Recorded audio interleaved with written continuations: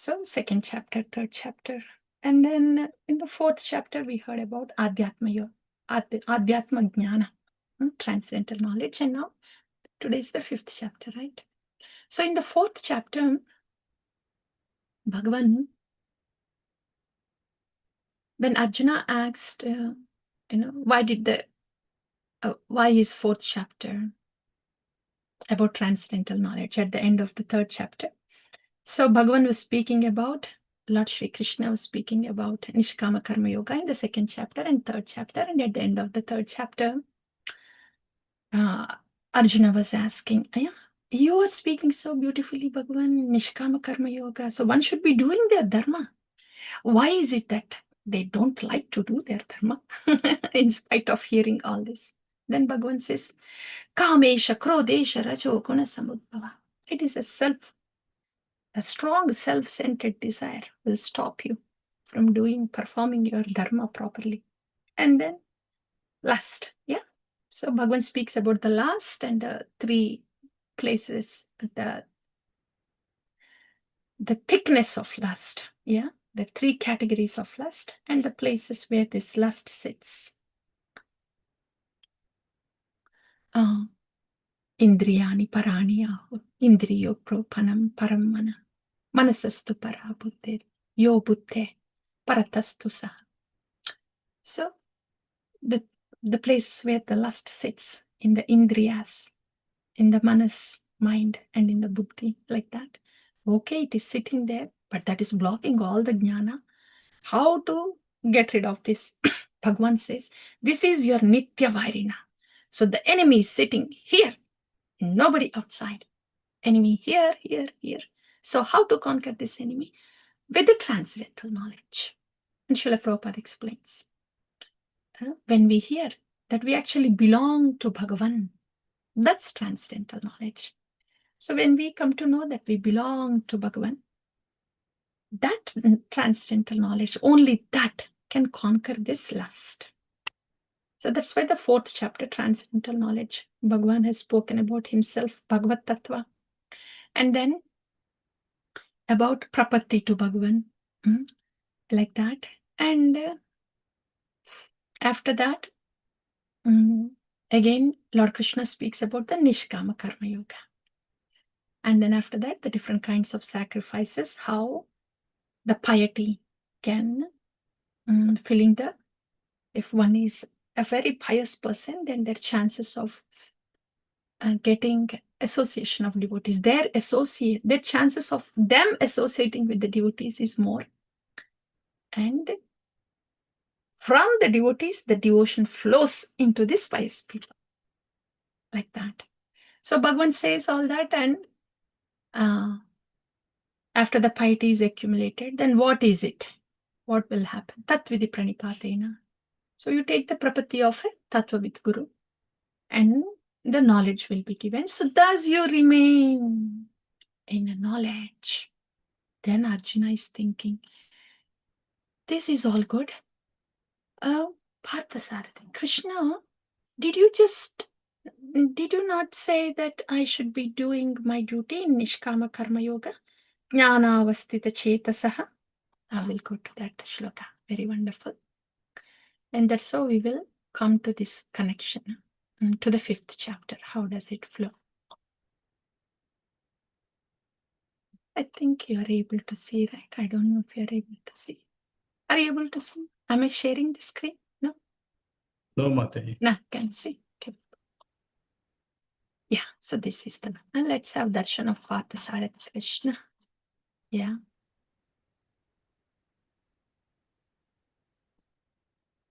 That's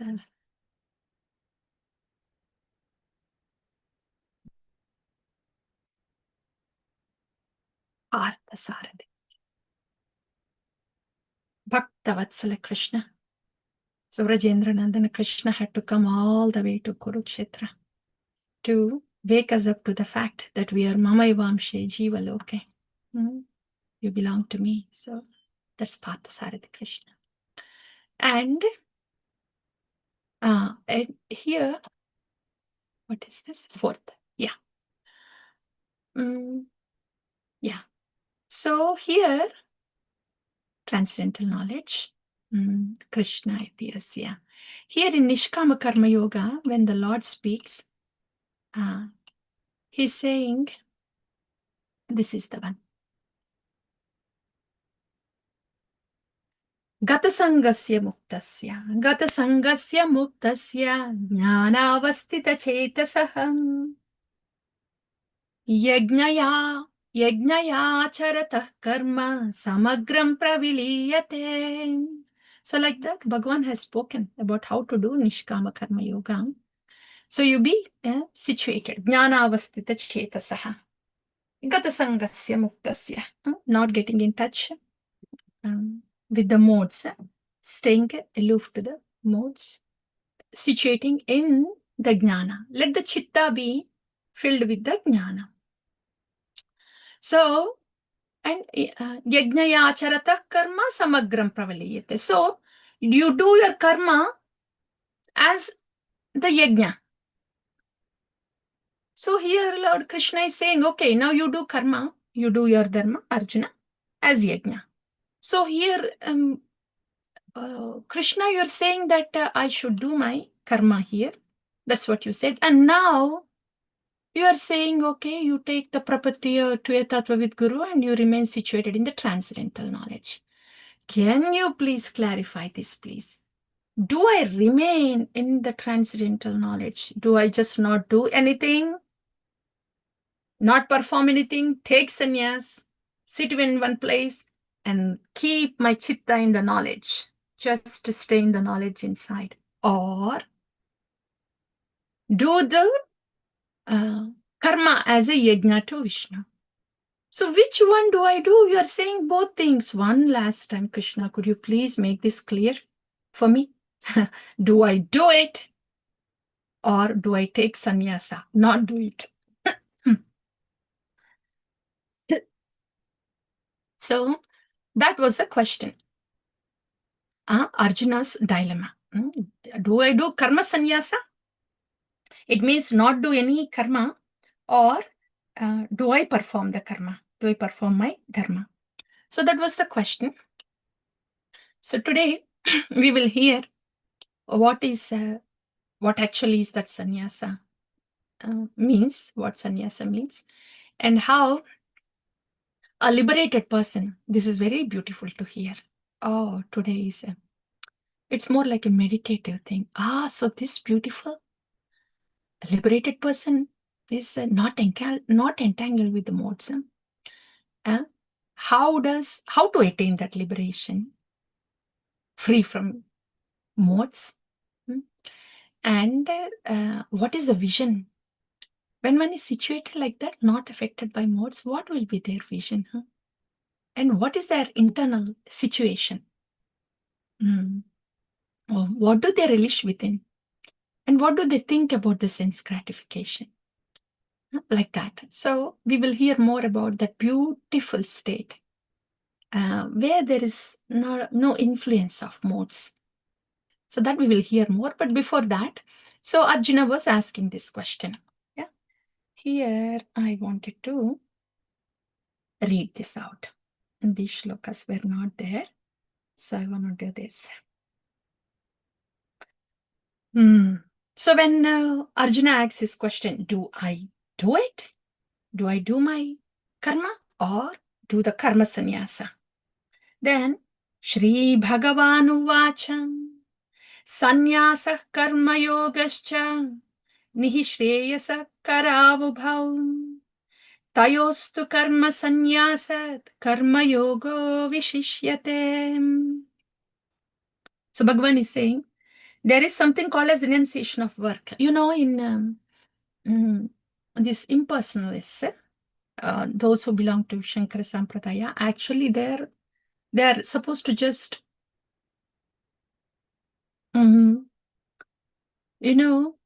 by 5 years of age or so, they're just sent to Gurukul, to the forest, and they're cut off from this social life. So in this way, they don't really do any activities. They are in the forest and they just do this Ashtanga yoga, and then their goal is to merge into Brahman like that. So in that case, yes, they are breathing. They are breathing. And but they don't have any Naimitika dharmas like that. So, yes, karma sannyasa is there. Renunciation of work is there. And doing the work as a yajna to Lord Vishnu. These two are there. But I recommend that you do the work as a yajna to Lord Vishnu. That's what Bhagavan is saying in the second shloka. But we already heard, right? Bhagavan said, there is nobody who is not, who can live not doing any karma, because breathing is also karma. So after saying that, so these are the two choices. One can relinquish the Naimitika dharmas and then just be situated in the knowledge. But that is very difficult. I don't recommend this. So do your dharma as a sacrifice to Lord Vishnu. And after saying that, Bhagavan, he says, yeah, this is beautiful. Sanyasastu mahabaho dukkhamaptum ayogataham yoga yukto munir brahma nachirenadhigacchati. Though Lord Krishna is saying theoretically there are two options here, like renouncing your work, and the other option is do your work as yajna to Lord Vishnu, theoretically. But Bhagavan is saying, sanyasastu mahabaho dukkhamaptum ayogatah. Just renouncing all the activities, doing nothing, going sitting in the forest and doing the Aham Brahmasmi Ashtanga Yoga, that cannot make one happy. But a person, yoga yukto munir brahma achirenadi gachati. Whoever is engaged, yoga yukto, whoever is in connection with the supreme transcendence. Prabhupada explains that whoever is engaged in the devotional service, that is really so practical. Who is in connection with the transcendence. Itna theoretical scholar is. It sounds very scholarly. But when it has to come to practice, what does impersonalists do? They also talk about Bhagavan. They also go to temples. They also do bhajan. What are they trying to do? Same thing. So that's why Srila Prabhupada, the purports are so practical. Yeah. So yes, they're just renouncing the activities cannot make one happy. Do the activities as a devotional service to the Lord. Then one will achieve the supreme without delay. So use the action as a yajna to Bhagavan. Then you will attain the supreme Brahman without delay. That's what Lord Krishna is saying. Yeah. So in this way, he has answered the question to Arjuna, saying that these two are not different things. It's not that you do karma sannyasa and you just sit in the corner and not do anything, or it's not just you do with great entanglement. You combine this. You should be nitya sannyasi inside while you perform your dharma outside. So that nitya sannyasi, beautiful one, I think it's gonna come. It will come in other shlokas. So, and now Bhagavan is explaining how, when somebody is situated like this, sannyasa inside. Sannyasa is a state, internal state of consciousness. Bhagavan is explaining, right? It's an internal state of consciousness. It's not so much about whether you're doing something or not doing something, but it's about internal state of consciousness. Yoga yukto vishuddhatma vijitatma jitendriyaham sarva bhutatma bhutatma kurvan apina lipyate. This is about the activities of a liberated soul. activities of a liberated soul. How does a liberated soul, a soul that is liberated within, who is in Nitya Sannyasa inside, when he performs activities outside, how does that look like? So these two are those shlokas. But I'm really looking for that Nitya Sannyasa, where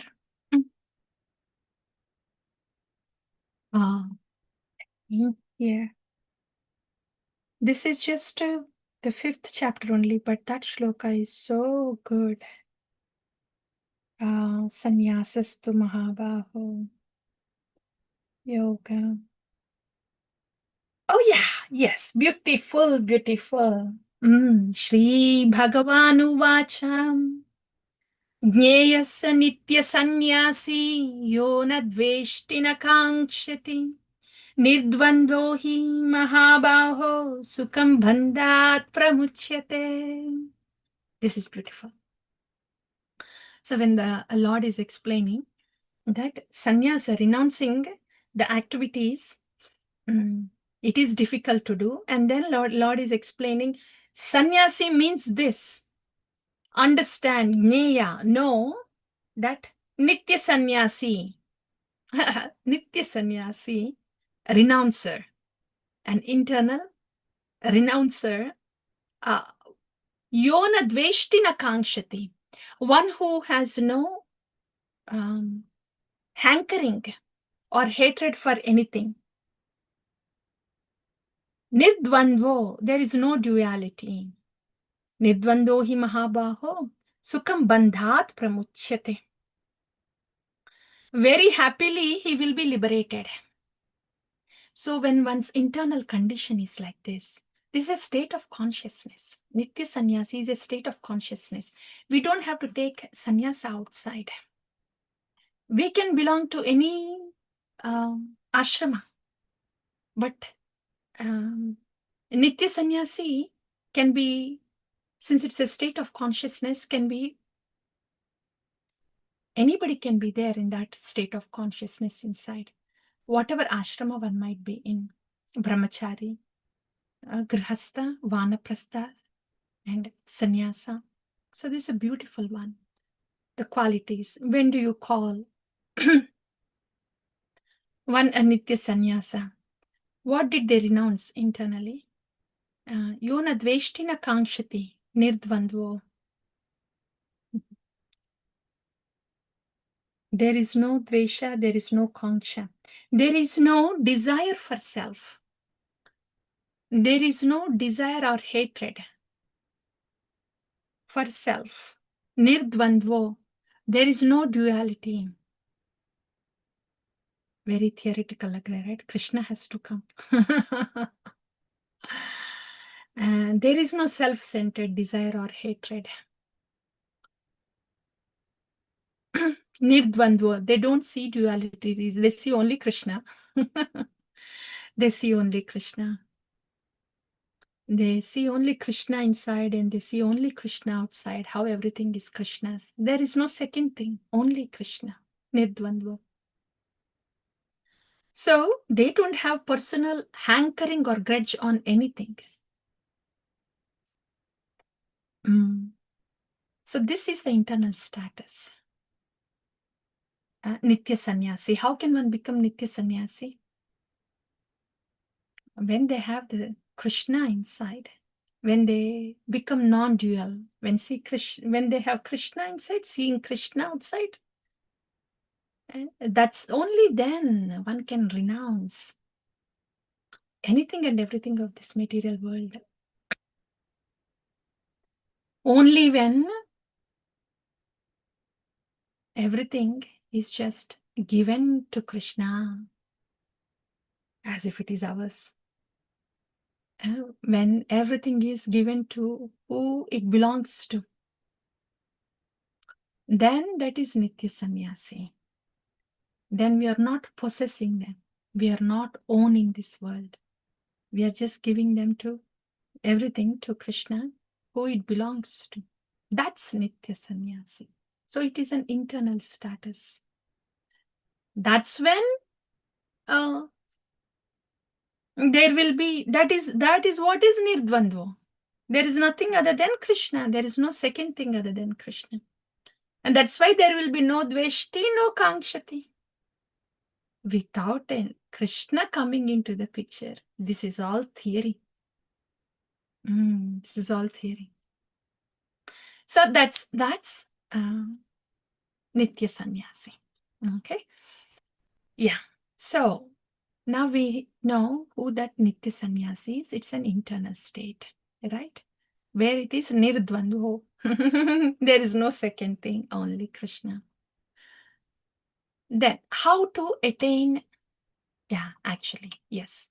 So that in that state, when somebody is in that state where they are so attached to Krishna, Krishna-centered, when somebody is Krishna-centered, then what is their action? How do they do their dharma?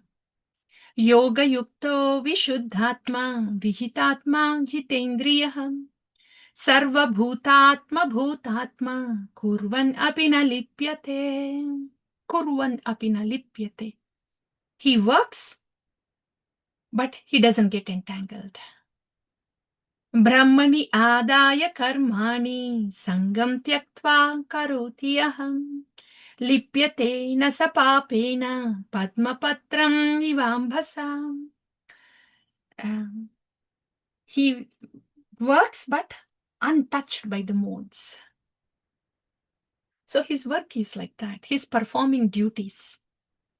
He's performing naimittika dharmas. And his performance of karma to Bhagavan is all like that. Yoga yukto vishuddhatma, vijitatma jitendriya. Because he's yoga yukto. Yoga yukto is connected to the Lord in devotion. Then what happens? Vishuddhatma. The Atma becomes Shuddha. Chitta is purified. This is how Vijitatma Jitendriya happens.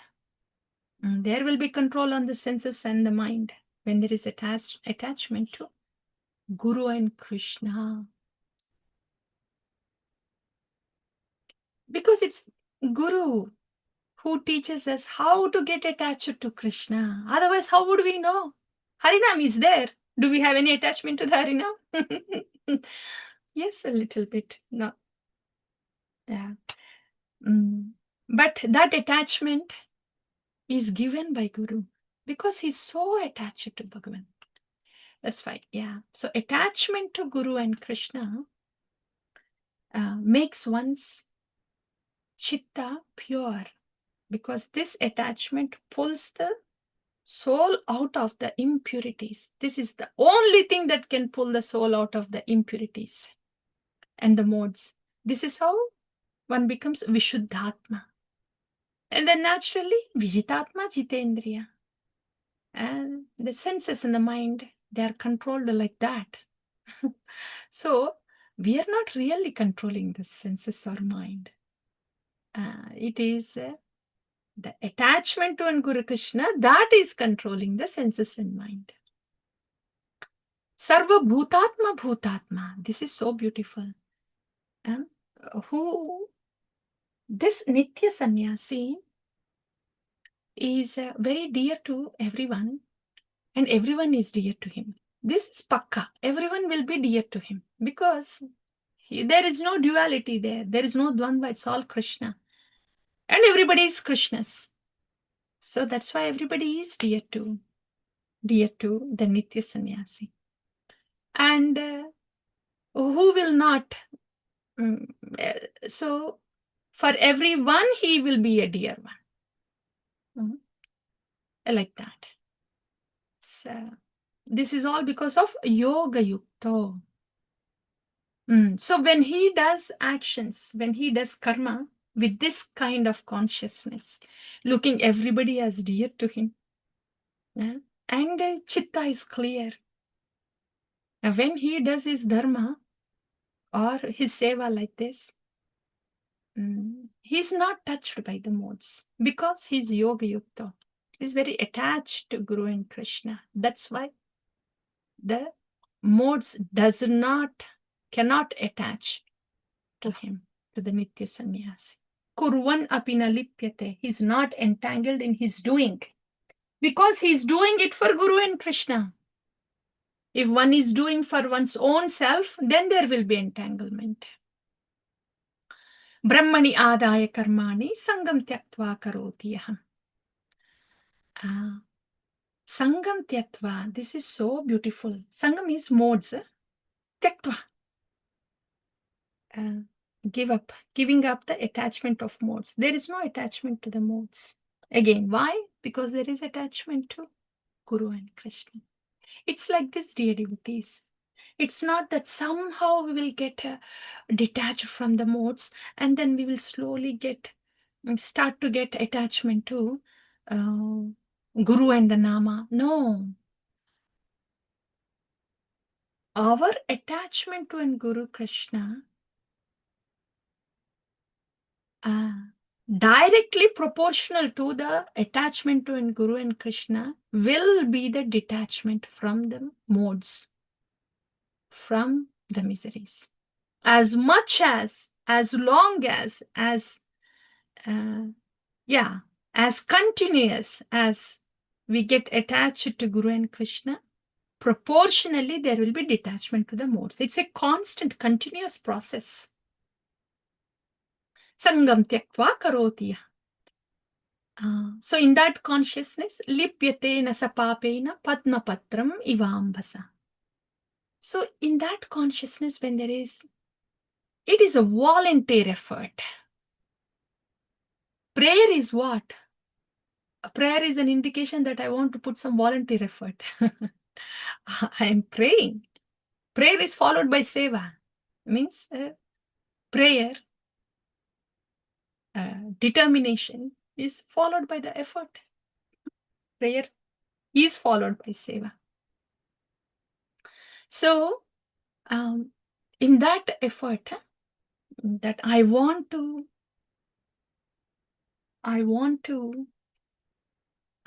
get attached to the Vani of Guru, the seva that is given, and not to the mind. Yeah. So with that prayer and desire, when there is constant effort heading towards Guru and Krishna and seva like that, then lipyatena sapapena, our sinful tendencies is cut down in that way. And in that way, Padmapatra ivambasa. One will stay untouched by the modes.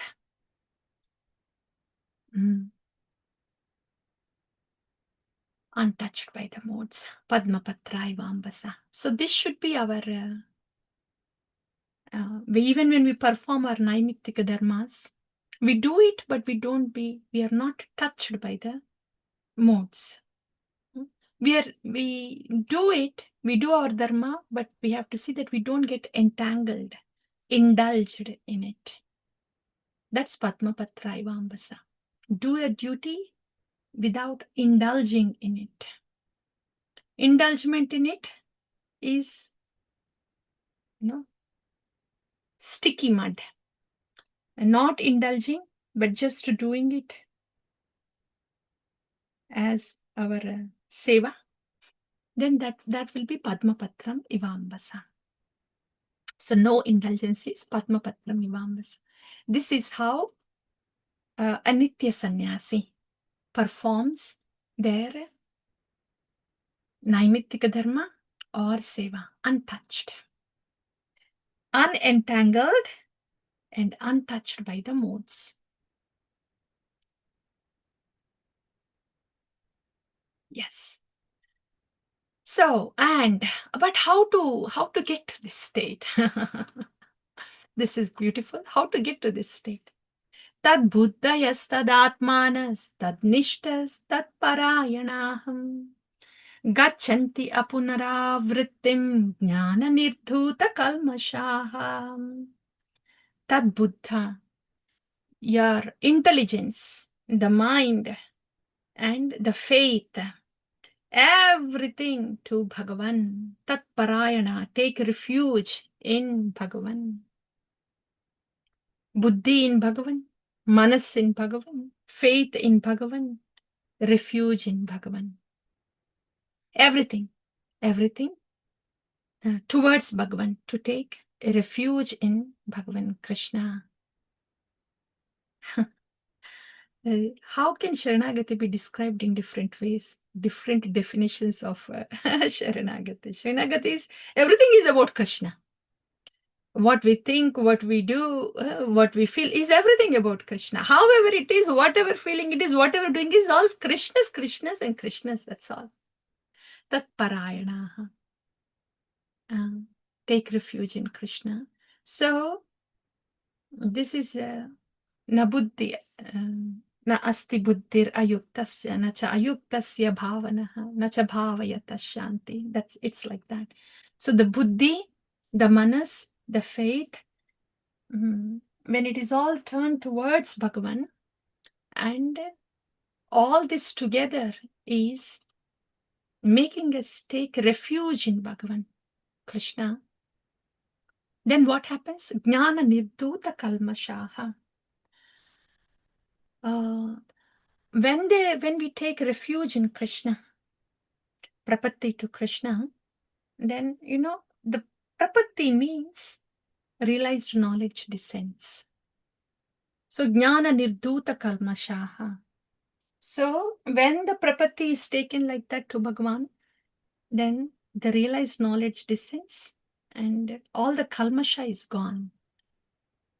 Daivihesha gunamayi mam eva ye prapatyante. That is what prapatti means. Before prapatti, there is no realization. But after prapatti, the realized knowledge descends. See, for example, that South Indian Brahman who was reading Bhagavad Gita, for him, he doesn't have to know how many chapters are there in Bhagavad Gita, all the important shlokas, and he doesn't have to recite none of those. Because when he took prapatti of his guru, who said, you should read this Gita, just by that activity, it's not like activity, but when the prapatti is, when the change in the consciousness comes, when it causes blossoming in the consciousness, prapatti, a ball, a receiving ball. That state of consciousness of receiving ball is prapatti. So when that happens inside, and then all the essence of Bhagavad Gita, that he is the supreme controller, he is the Suhridam Sarva Bhutana, whatever was there in the Bhagavad Gita, the South Indian Brahmana, he realized it. And that's why he was shedding tears. Tears of joy. How can Bhagavan is such a Bhakta Vatsala? So that's realized knowledge. What South Indian Brahman had is realized. That's realized knowledge. From the realized knowledge, he had the mellows, the rasa, the dainya. From the realized knowledge that Brahmana had, South Indian Brahmana had. If you ask him, tell me the important shlokas, where is this shloka in which chapter? He may not be able to say. He doesn't have to say. The whole point of learning the shlokas is to know the meaning and come to this point like, oof, I have to take prapatti. So that we have to understand, dear devotees. Our life will not be enough. Our life, our medas, our intelligence, our memory will not be able to enough to learn all the shastra that is there, all the shlokas that are there, to by heart them, to memorize them. And that will not be enough. So we don't necessarily have to set that as our goal, because the whole purpose of all that is to come to prapatti, that we will save time if we know why we are doing what we are doing. All the shastra study is to come to this prapatti. Okay, then the realized knowledge comes. Then the kalmasha, all the kalmashas, dirt will go away. There are no modes when the realized knowledge descends. Then gachanti apunaravritim. Yes. Apunaravritim. They gachanti. They go to a place where they don't have to come back. In this way, they attain Krishna, the transcendental world. They go to transcendental world. When this buddhi, manas, nishtha, everything is making us, bringing us to this point of, okay, tatparayanaha to Bhagavan, then gachanti apunaravritti. That's how this nitya sannyasi state, how does it come inside?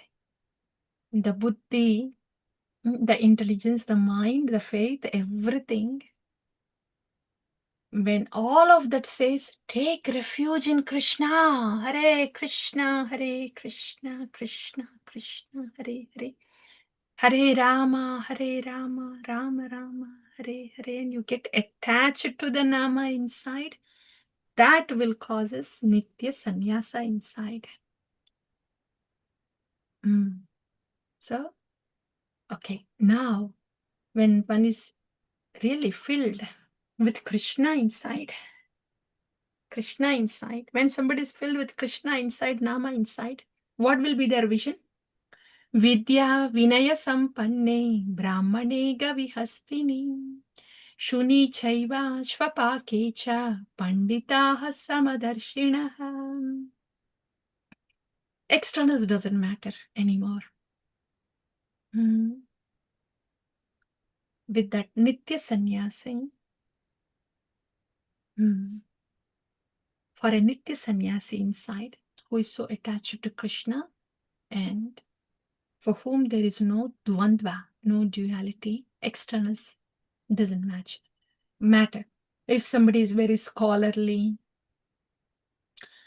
or what body, if it is a person, or if he is a Brahmana, or if he is a Chandala, untouchable person, or if it is an animal, all these externals, which body and what are the qualifications, all of these, they don't matter, because for them there is no duality, only Krishna.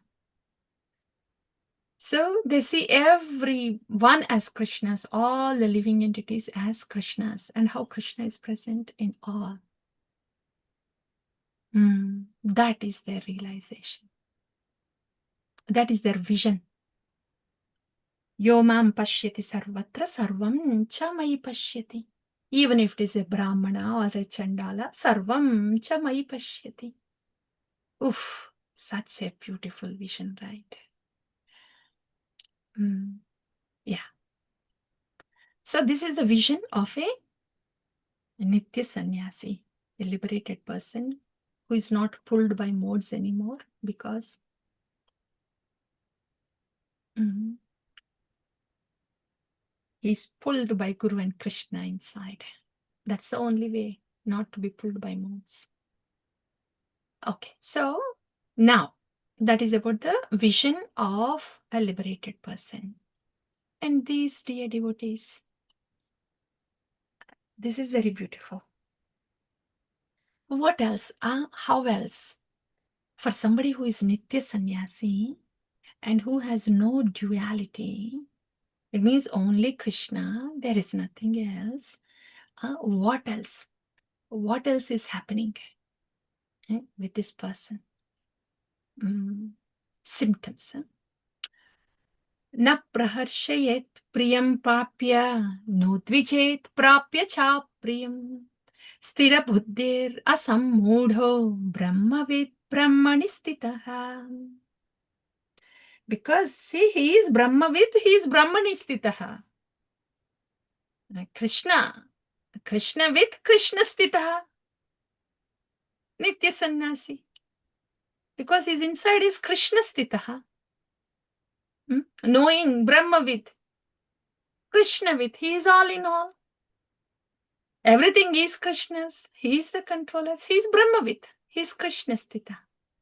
So what happens? Because he's like that inside, Brahmani stita, Na praharshayet priyam prapya, nodvichet prapya cha priyam.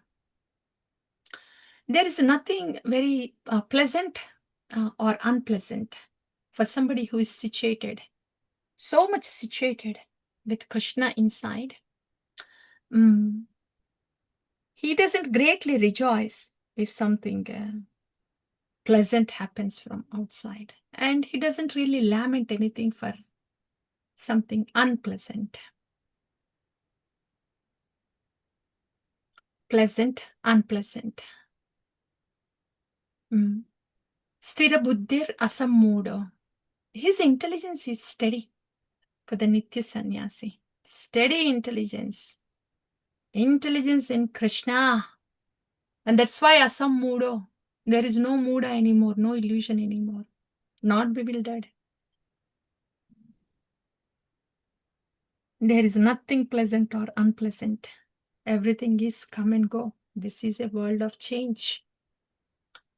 There is only one thing that is present. Krishna. And everything is the pleasant and unpleasant. They come and go. So there is not a lot to rejoice or lament here. That kind of indifference is not ordinary. It's not easy. It's not something we can cultivate. But when that platform of Brahma with Brahma Stitaha, that Brahma Stitaha is, Guru has to do that Brahma Stitaha to us. Yeah. Then, Guru gives us Krishna. When Guru does that Brahma Stita to us, then only there will be indifference to anything else. When that kind of attachment to Krishna is there, then only there will be indifference to anything else in this world. Otherwise, otherwise it's not possible. So the solution is such great attachment to Krishna. So much so that there is no duality, only Krishna. That platform, that's a different platform where there is no rejoicing or lamenting for things that come and go. Yeah. And bahya sparshesva asaktatma vindati atmani yat sukham. This is beautiful. So this Nitya Sannyasi, liberated person, who is Brahmani stitaha, Krishna stitaha inside. Bahya sparshesva asaktatma. There is not much interest to indulge with anything outside, anything of this world. Really, the world is the world that's present outside? No, the indulgence is here. So the world is present in the head, in the mind. So when there is no indulgence happening in the mind in regards to this world and proceedings of this world. So asaktatma, indifference, not really want to indulge with anything, any matters of this world. Why like that? Because there is constant vindati atmani yat sukham is happening inside. There's a lot of attachment and absorption. A transcendental relishment is happening inside. What is there to relish outside? That is the situation. Sabrahma yoga yuktatma sukhamakshayam ashnate. In this way, Sabrahma yoga yuktatma, when somebody is connected to Bhagavan in this loving devotional service, sukhamakshayam ashnate. They will attain very happily. They will attain Bhagavan. Sukham akshayam ashnate. They will attain that. So vindati atmani yat sukham, that is the key. We are looking for relishment.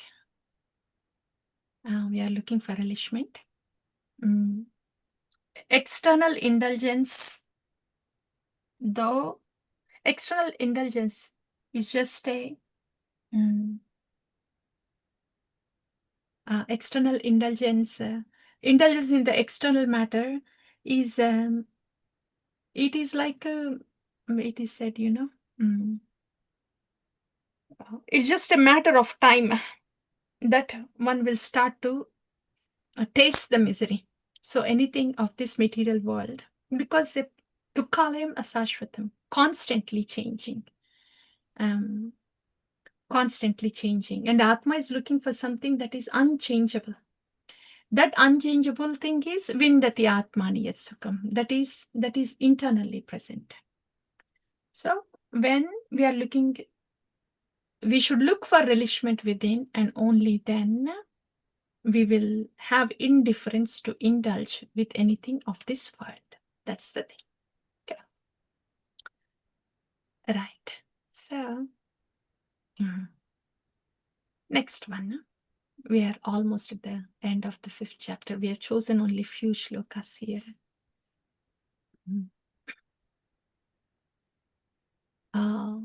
Ye hi samsparshja bhoga dukkhayoneya evate adi antavantah kaunteya nateshu ramate buddha. Why like that? Why? How can they be so indifferent? Not really want to indulge with the matters of this world. One who wants to indulge, they will put good label on that first, and then only the indulgence is possible, right? But why is Nitya Sannyasi not so keen about indulging about the matters of this world? Because yehi samsparsha ja bhoga dukkhayoneya evate. Especially, sense gratification is there, but we also have to remember the mind is a biggest, strongest sense. The best recipe to be miserable is go for gratification with the senses and mind. Dukkha yoneya evate. This is where the dukkha is born. Yehi samsparsha jabhoga. When the senses, when the mind is samsparsha, when it is touching the things of this world, the matters of this world, then dukkha yoneya evate. Misery is born from here. When we say things of this world, touching the things of this world, matters of this world, is when we are not touching the matters of this world as Krishnas.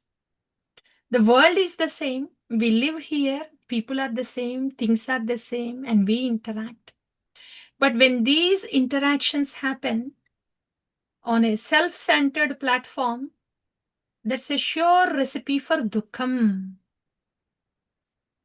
But when these interactions happen on a Krishna-centered platform, that is the only way to stay away from the misery. So, yehi sansparsha jabhoga dukkha yoneya evate. Not only the senses, of course, the senses, the food, senses are being pulled to the sense objects, that is there. Senses being pulled, uncontrolled senses, that is clearly an entanglement. But we also have to see the mind, the self-centered interaction. With this, the self-centered interaction in this world is a recipe for dukkham. Because adi antavantah kaunteya nateshu ramate buddha. So there is not much inclination to enjoy anything of this world, because a Nitya Sannyasi knows these things. There is a beginning here, there is an ending here. If I am enjoying something of this world, there will be a time where this is going to go away. With the things of this world, or with the matters of this world, there is a beginning and there is an end. Even with the relationships too. Yeah, body-centered, self-centered relationships. There is a beginning, there is an ending. So for anything, when there is indulgence with anything that has a beginning and ending, then that is dukkha yoneva jayate. That's why they do not show much interest for those things that come and go, for the sankalpa and vikalpa of the mind, and for the pulling of the senses, because they have beginning and they have end. Nateshu ramate Buddha. Buddha, they are intelligent. They know, oh, this is all come and go matter. If I go in that direction, it will be dukkha yoneva, dukkha yoneya evate. So I will not even touch that. I will not even go in that direction. Sankalpa vikalpa, I'm not going to go in that direction. That is Buddha. So since they are intelligent, they will not touch the sankalpa vikalpa of the mind, and they don't indulge in the senses. And this one, how to be happy in this world? Is it by getting whatever we want to enjoy from this world? Shaknoti heva iha shodum praksharira vimokshana kama krododbhavam vegam sayuktasa sukhi naraha. I want to get something from this world, the vegam, the lust. I want something from here. Are we going to be happy if we continue to get what we want from this world? Lord Krishna is saying, unless shaknoti eva iha shodam praksharira vimokshanat. Unless kama krododbhavam vegam. So this vegam, which is the lust and the anger. Lust is I want something from this world. Anger is because I don't get what I want. Both of them are like gush, pushes, vegam. They come from within. They are not from outside. The vegam is from within. Only when this vegam is controlled, the urges are controlled. Before we quit this body, prak sharira vimokshanat, only then one can be situated happily in this world. Not by yielding to the vegam, not by yielding to the gush, but by pausing. Tolerate, pause it. So by tolerating that gush that comes from within, lust, anger, only then we can be happy. So happiness is in pausing, not by pushing, not by yielding. So our happiness is in our hands. Pause. Don't yield to the urge. Only then one will be happy. Right? So this is what Lord Krishna spoke. This is the few important verses in. And the last verse in the 5th shloka, Lord Krishna speaks. Bhoktaram yajna tapasam sarvaloka maheshwaram suhrudam sarvabhutanam jnatva mam shantim rachyati. Bhagavan is speaking. Now he's saying Bhoktaram yajna tapasam sarvaloka maheshwaram suhrudam sarvabhutanam jnatva mam shantim rachyati. I am the supreme enjoyer. Now the Lord is saying. Until now, see what he was saying at the most. Brahmavid Brahmanistitaha. Whoever is situated in the Brahman and who is in the knowledge of that Brahman.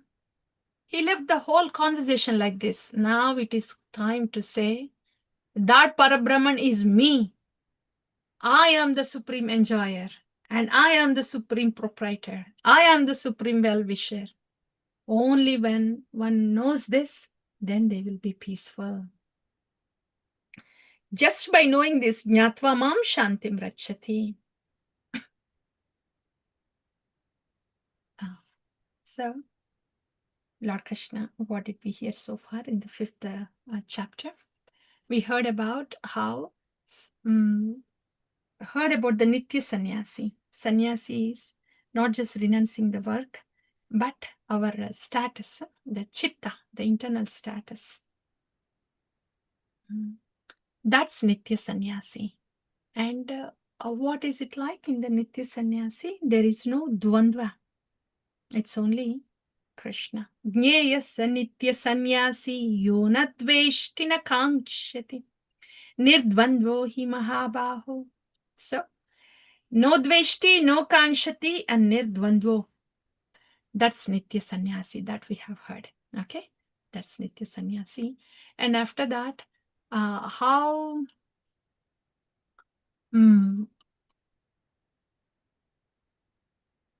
do they do, right? What is their doing look like? They kurvan apina lipyate padma patram ivambasa. They do the things, they do their naimitika dharmas, they do their dharma, they do their seva, but they don't get entangled. And they are not touched by the mud, not touched by the water. Padma patra ivambasa. Lotus flower is in the water, but it's not touched because of that layer, the detachment layer that the lotus flower has. So this is how Nitya Sannyasi performs his Naimitika Dharma or Seva. And this is all because of Yoga Yukta, connected with the Lord in devotion. That's why this is possible. Not getting entangled and not getting wet by the moods. And after that, we heard about how to get to this state, how to attain liberation is everything towards Bhagavan. Buddhi, mind, faith, and hence all of that saying, take refuge in Bhagavan. And then the realized knowledge descends. Then Kachanti Apunaravratim, and gets onto the transcendental platform. And the vision of the liberated person. Vision of the liberated person is they see only everything is, they only see the spiritual spark. Realized persons, not affected by modes, liberated people. But much more better than that, a bhakti yogi sees everything as Krishna's. They don't see the externals. A realized person sees only, because they're on the spiritual platform, they see everybody as spirit soul. And a bhakti yogi is on Bhagavan, with Bhagavan. So he sees everybody as Bhagavans. Next, liberation. Yeah, the details. What is that? What is it that they relish within? Because there is internal relishment, they are not looking for any indulgence outside. And they are Brahma with, Krishna with, Brahmani sthita, Krishna sthita inside.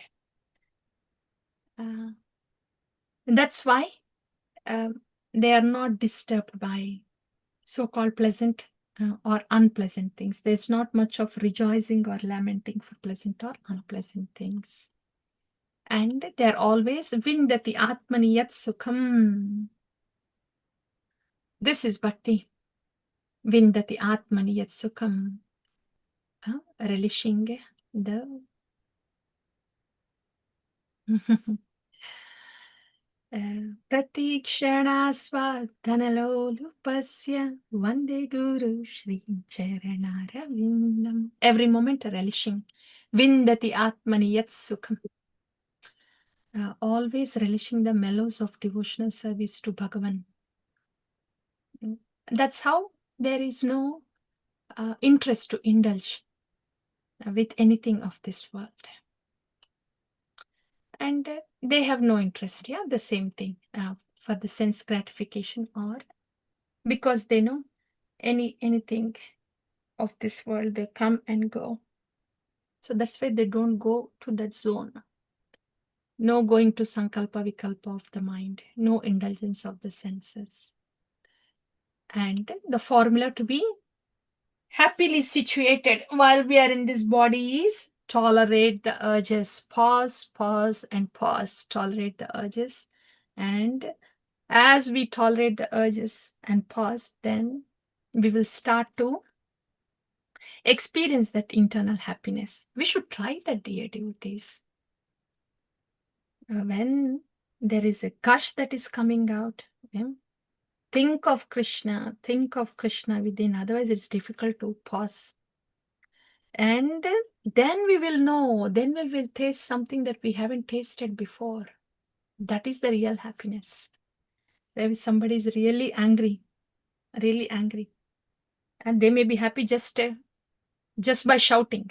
If they say I'm happy like that, that's a different thing. But if anybody wants to taste the real happiness, when you're angry like that, pause, don't shout, and then you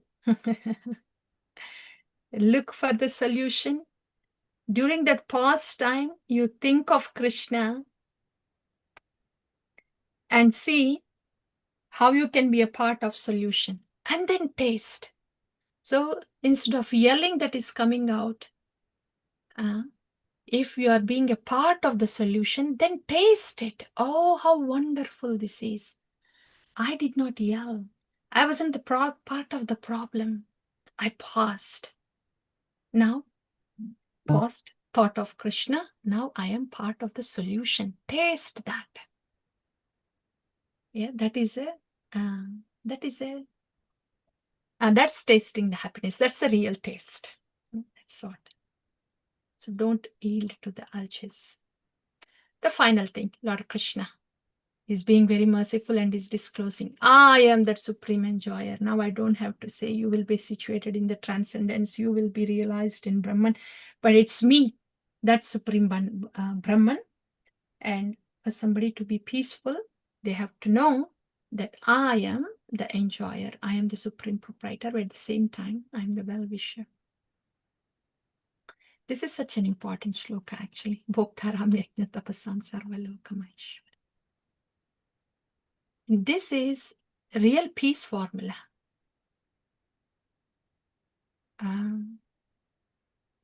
I am meant to think of welfare of others, because that's how Krishna is going to enjoy. That's how Krishna will be happy. I am not meant to think what will give me happiness. I am meant to think of welfare of others. And whoever I am seeing, they all belong to Krishna. He is Sarvaloka Maheshwaram. Oh, such a liberated platform. Just that. Whoever I'm seeing here, they are Krishnas. Oh, all the burden is gone. Oof. This is more than peace, actually. And knowing that the Lord is with us, He is the supreme well-wisher. Feeling that assurance inside. Yeah. My supreme friend is always with me. I don't have to look around. I just have to stay with him. Hare Krishna, Krishna Krishna, Hare Hare. Hare Ram, Ram Ram, Hare Hare. Right here, the supreme benefactor. This is real independence. Then you don't look for anything outside, anybody outside, because supreme friend is right here. The benefactor is here, well-wisher is here. So our inner child care is here with the Nama. And this is actually, this is the key. When we see that Suhridam Sarva Bhutana, that Bhagavan is there for us. I have Bhagavan. I have so many needs from within. I have Bhagavan. Then we will have the strength to be in a way for the welfare of, to act in a way that is for welfare of people. Because we should have strength, right? To even think what to speak of doing, to even think, okay, how can I benefit this person? How can I serve this person? To be able to even think and act on that platform, we should be filled with that assurance and Krishna inside. Oh, I have the help that I need. I have the anchor that I need. Then we will be able to do that, think of welfare of others. And we don't really want to lord on anybody else. Once we have Krishna within, we don't try to own anybody outside. It's natural that we see everybody as Krishnas. So this is important. So Hridam Sarvabhutanam. This is what the soul is looking for. An anchor, a support, a solace, a shelter, assurance. And a friend that is always there. So Hridam Sarvabhutanam. Yeah. Then, yes, one would attain peace, for certainly. Jnatvam shanti gacchati. That's all, dear devotees. Thank you all so much. Yeah, we'll pause here. I'll stop sharing. Thank you all for your sangha. Again, we can stop the recording, Prabhu.